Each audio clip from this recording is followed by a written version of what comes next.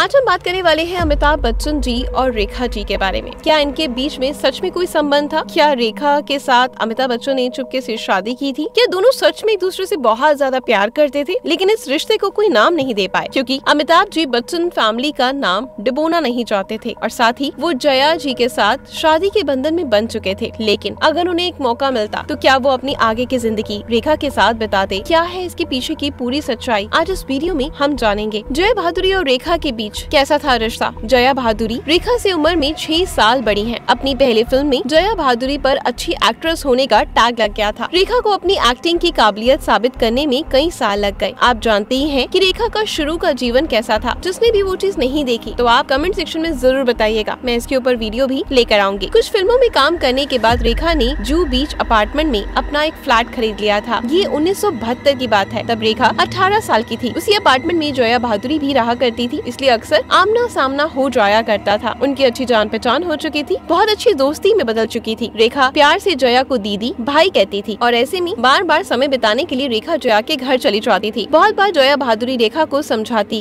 कि अपने करियर और लाइफ के बारे में सीरियस हो जाओ। जया के घर पर ही रेखा की पहली बार अमिताभ बच्चन से मुलाकात होती है। अमिताभ जया के बॉयफ्रेंड थे। ये वो समय था जब अमिताभ सफलता से दूर थे और सिर्फ एक इंसान उनको हौसला टूटने नहीं देता था और वो थी जया। जया बहादुरी निर्माताओं को कहती थी कि अमिताभ को लेकर फिल्में बनाएं, अमिताभ को काम दें। महमूद की बायोग्राफी लिखने वाले ऑथर हनीफ जाफरी ने बताया कि अमिताभ और महमूद की भाई अनवर बहुत अच्छे दोस्त थे। अनवर अक्सर उन लोगों को लॉन्ग ड्राइव पर ले जाते। अनवर कार चलाते, अमिताभ और जया उनके साथ आगे की सीट पर बैठ जाते, पिछली सीट पर रेखा बैठी होती। सारे रास्ते ये लोग बातें करते हुए जाते। उन्हीं दिनों एक इंटरव्यू के दौरान जया बहादुरी ने रेखा के बारे में कह दिया कि रेखा अपने आप को सीरियसली नहीं लेती। बात सच्ची है और जया बहादुरी ने एक कंसर्न जताते हुए कही थी। रेखा को ये बात पसंद नहीं आई। 1973 में अमिताभ और जया की फिल्म जंजीर रिलीज हुई। उसकी सफलता ने क्या चेंज किया ये तो हम सब जानते हैं। अमिताभ और जया ने शादी करने का फैसला कर लिया और 3 जून 1973 में उन्होंने शादी कर ली। इस शादी में रेखा को नहीं बुलाया गया। इस बात से रेखा को बहुत बड़ा झटका लगा। रेखा ने कहा कि मैं जया को अपनी बड़ी बहन मानती थी। जया मुझे कोई सलाह देती थी और मैं उनको फॉलो भी करती थी। हम दोस्त थे, कितना समय साथ बिताते थे। मैं सेम बिल्डिंग में रहती थी, फिर भी जया ने मुझे शादी में नहीं बुलाया। निर्देशक दुलाल गुहा ने एक फिल्म शुरू की, दो अनजाने, जिसे अमिताभ और रेखा को साथ में साइन किया। असल में रेखा ने कोई ढंग का रोल नहीं किया था। कोई भी एक्स्ट्रा ऑर्डिनरी कैरेक्टर उसने अभी तक निभाया ही नहीं था। एक बात और थी, रेखा को अमिताभ के साथ काम करने का मौका मिल रहा था, जो जंजीर और दीवार के बाद अब बड़े स्टार बन चुके थे। और सबसे बड़ी बात, अमिताभ रेखा को दीदी भाई के पति भी कहती थी। रेखा ने अब तक कोई भी ऐसा इंसान नहीं देखा जिसने रेखा को इतना प्रभावित किया हो। अमिताभ का ऐसा असर हुआ रेखा पर। रेखा ने सबको हैरान करते हुए सुबह 6 बजे सेट पर पहुँचना शुरू कर दिया। दो अनजाने की शूटिंग कोलकाता में हुई थी। अमिताभ शहर से बहुत अच्छी तरीके से वाकिफ थे। अमिताभ 1962 से 1969 तक कोलकाता में ही रहे, पर रेखा कैलकाटा के बारे में कुछ भी नहीं जानती थी। ग्रैंड होटल में वो लोग ठहरे हुए थे। शूट के बाद सब लोग काफी समय साथ बिताते थे। अमिताभ कोलकाता के बारे में अपनी पुरानी यादें बताते। अमिताभ और प्रेम चोपड़ा के साथ कई बार रेखा भी घूमने चली जाती। 1976 में दो अनजाने रिलीज हुई। फिल्म बहुत सुपरहिट हुई, कामयाब भी रही। रेखा के काम की पहली बार तारीफ हुई। रेखा को रिस्पेक्ट मिलनी शुरू हो गई। रेखा ने सारा क्रेडिट अमिताभ को दिया। अमिताभ की परफेक्शन से रेखा बहुत इम्प्रेस थी। जाहिर था रेखा अमिताभ की तरफ खिंची चली जा रही थी। सिम्मी गरेवाल के शो में रेखा ने कहा, अमिताभ शादीशुदा थे, इस बात से उन्हें कोई फर्क नहीं पड़ता। मैं इस इंसान के साथ जुड़ना चाहती थी। मैं उसका घर नहीं तोड़ना चाहती थी, पर मैं उस इंसान के एहसास के साथ जीना चाहती थी। अमिताभ को ऐसा असर हुआ कि रेखा ने अपनी लैंग्वेज पर काम करना शुरू कर दिया। खूबसूरत दिखने के लिए अपनी फिटनेस और खाने पीने पर ध्यान देना शुरू कर दिया। रेखा प्योर वेजिटेरियन बन गई, योगा शुरू कर दिया। रेखा ने मीना कुमारी के मेकअप मैंने राम दादा को हायर कर लिया। जब तक राम दादा जिंदा रहे रेखा के मेकअप मैन रहे। रेखा ने हर बात यही कहा कि अमिताभ की वजह से मैंने खुद को इतना बदला है और बेहतर किया है। वो मेरी इंस्पिरेशन है। अमिताभ ने रेखा को कल्चर दिया। रेखा को एहसास हुआ कि अगर उसे इस आदमी के साथ चलना है, दिखना है, तो अपना स्टैंडर्ड ऊंचा करना होगा। अमिताभ की वजह से रेखा एक एक्ट्रेस और एक लेडी के रूप में बेहतर होती चली गई। रेखा अमिताभ के प्यार में दीवानी हो गई। वो भूल गई कि उसकी माँ की किस्मत उसकी किस्मत का दरवाजा खटखटा रही है। अमिताभ की पत्नी तो रेखा की दीदी भाई जया भादुरी थी, जो अब जया बच्चन हो चुकी थी। 22 जनवरी 1980 ऋषि कपूर और नीतू सिंह की शादी हुई। नीतू रेखा की भी अच्छी दोस्त रही है। आर के स्टूडियो में ऋषि कपूर और नीतू सिंह की शादी का फंक्शन चल रहा था। एक कॉर्नर में अमिताभ बच्चन मनमोहन देसाई के साथ बात कर रहे थे। जया बच्चन अपनी सासू माँ के साथ बैठी थी। रेखा की सेंसेशनल एंट्री हुई। सबकी आंखें रेखा की तरफ घूम गई। रेखा के बालों में सिंदूर नजर आ रहा था और सबने उसका ध्यान अपनी ओर आकर्षित कर लिया। क्या रेखा ने शादी कर ली? किससे की? किसके नाम का सिंदूर? रेखा ने अपनी मांग में सजाया है। रेखा की नजर बार बार अमिताभ की तरफ जा रही थी। अमिताभ के हाथ में चोट लगी थी, इसलिए पट्टी बंधी हुई थी। रेखा को एरोबिक्स और बेहतर डाइट के बारे में गाइड करने वाली रेखा की डॉक्टर दोस्त स्नेहा पटेल भी वहाँ मौजूद थी। रेखा ने स्नेहलता को साथ लिया और हिम्मत करके अमिताभ के पास पहुँच गयी। दोनों ने फॉर्मल बातचीत हुई। सबकी नजरें जाहिर थी उसी पर थी। जया बच्चन के चेहरे पर दुख और आंख में आंसू थे। मीडिया ने देखा। थोड़ी देर बाद रेखा वहाँ से चली गई। मीडिया को उस शाम बहुत मसाला मिला। बाद में रेखा ने बताया कि रेखा एक शूट से सीधे वहाँ आ गई थी। शूट में लगाया मेकअप और सिंदूर वो हटाना भूल गई थी। 2 मई 1980 में धर्मेंद्र हेमा मालिनी की शादी हो गई बिना अपनी पहली पत्नी को तलाक दिए। धर्मेंद्र ने धर्म बदलकर हेमा से शादी कर ली। इस बात से रेखा का हौसला बढ़ गया। कहा जाता है कि रेखा ने अपनी दोस्त स्नेहलता पांडे से कहा था कि अब मेरा भी रास्ता निकलेगा। अमिताभ रेखा के रिश्ते के बारे में जया बच्चन ने साफ साफ कहा था कि दुनिया जो भी कहती रहे कहने दो। अमिताभ ने मेरे साथ कमिटमेंट की है। अगर मेरी पीठ पीछे वो कुछ करते हैं तो उनकी प्रॉब्लम है, उन्हें ऐसे ही जीना होगा। घर का माहौल खराब होते देख अमिताभ बच्चन ने सिर्फ एक स्टेटमेंट दी कि मैं हिंदुस्तानी हूँ, हमारे घरों में डाइवोर्स नहीं होता और जया बच्चन मेरी फर्स्ट चॉइस है और हमेशा रहेंगी। मैं उनसे बहुत प्यार करता हूँ और हमेशा करता रहूंगा। ये साथ कभी हमारा छूटेगा नहीं। इस स्टेटमेंट के बाद इन अफवाहों को आगे जितनी भी बड़ी अमिताभ बच्चन ने अपनी कोई भी स्टेटमेंट नहीं दी। ये उनकी फर्स्ट और लास्ट स्टेटमेंट थी इस केस को लेकर, यानी इन तीनों को लेकर। इसके बाद रेखा की तरफ से अमिताभ की ओर नजदीकियां देखते हुए जया बच्चन ने एक फैसला लिया और अपने घर पर डिनर पर बुलाया। डिनर सब कुछ अच्छे से हुआ, सारी बातचीत बहुत नॉर्मल थी। लेकिन जब रेखा घर से विदा ले रही थी, यानी जया के घर से जब विदा ले रही थी, जो जया ने गले लगते हुए उनको एक बात कही कि मैं अमिताभ को कभी नहीं छोड़ूंगी और जो उनके बीच में आएगा उनको भी अपनी जिंदगी में ठहरने नहीं दूंगी। सेम ऐसा जया ने किया भी। इसके बाद ये डिनर उनकी आखिरी एक साथ मुलाकात थी। इसके बाद जया ने अमिताभ बच्चन को कहा कि वो कभी भी रेखा के साथ कोई फिल्म साइन नहीं करेंगे, क्योंकि जया को लगा था कि पहले वो आपस की एक दोस्ती ही है, एक मौज मस्ती है। लेकिन जब उनको लगा कि ये मैटर सीरियस होता जा रहा है, यानी रेखा का जो अट्रैक्शन है वो अमिताभ की तरफ एक जरूरत से ज्यादा सारे लिमिट क्रॉस करने के बाद बढ़ता ही जा रहा है। लेकिन जब जया ने देखा कि ये दोस्ती नहीं,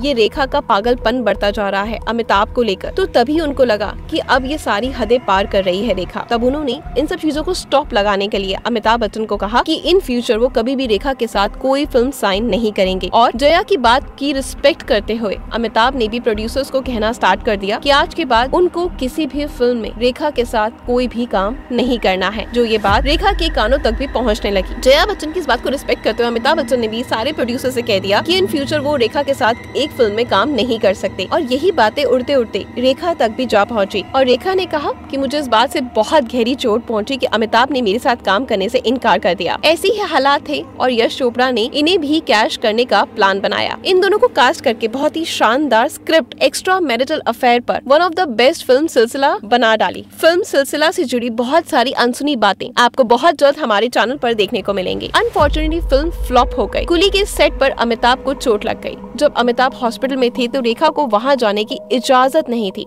फिर भी किसी तरीके से हॉस्पिटल के उस कमरे के बाहर तक रेखा पहुँच गई जिसमें अमिताभ थे। वहीं खड़े होकर रेखा ने भगवान से अमिताभ के लिए प्रार्थना करी। उज्जैन के महाकालेश्वर मंदिर में जप करवाया। नंगे पैर तिरुपति मंदिर तक चढ़कर गई। ये वो समय था जब असल में अमिताभ रेखा से बहुत दूर हो गए। रेखा की जिंदगी में मुकेश अग्रवाल कैसे आए, कैसे शादी हुई, उस शादी का दर्दनाक अंत क्यों हुआ, इन सब पर जल्दी आपको वीडियो देखने को मिलेगी। हमारी फिल्म इंडस्ट्री की इस तरह की बहुत सारी इन्फॉर्मेशन, बहुत सारे ऐसे रिश्ते जो दिखते तो कुछ और थे लेकिन उनके पीछे की कुछ और सच्चाई थी, हम आपको रूबरू करवाते रहेंगे। तो अगर आपको मेरा वीडियो पसंद आए तो वीडियो को लाइक और शेयर जरूर कर दीजिएगा।